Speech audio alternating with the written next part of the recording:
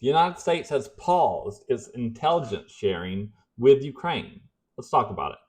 Now, I'll be honest, I'm kind of disappointed in this. There's no reason to stop sharing intel. It doesn't cost us anything. We are still gathering all of the intel that we would have shared with Ukraine before, but now, because of the little spat between Donald Trump and Zelensky, Donald Trump has just said we're not going to give you that intel any longer. And I think that's childish and immature.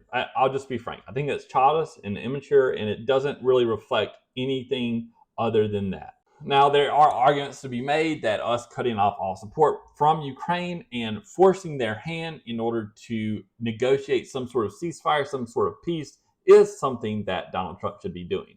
And there's an argument to be made there, but I don't think that's what this is. Now, Trump has told Fox News that he has confidence building measures that could lead Donald Trump in order to continue sharing that intel again if Zelensky seems like he is actually building up to some sort of peace or some sort of ceasefire deal with Russia. Now, this was never Trump's war, and it's been pretty clear since he was campaigning and coming into the presidency that he wanted this war to end and he wanted this ceasefire to happen yesterday, basically.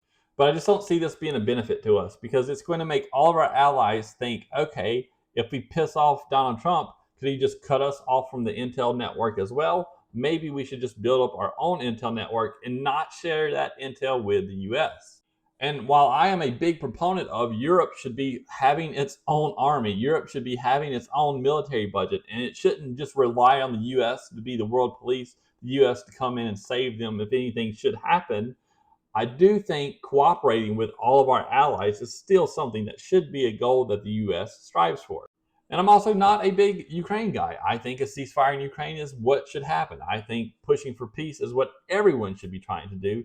And it doesn't seem like that is what Europe wants to do. It doesn't seem like that is what Zelensky wants to do.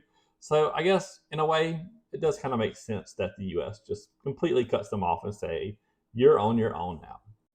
But we'll see how this pans out. We'll see if intel sharing starts back up sometime this week or this month, or if a mineral deal is signed, or if a ceasefire is signed. There's so much up in the air with Ukraine now, and we'll just have to wait and see how this all pans out.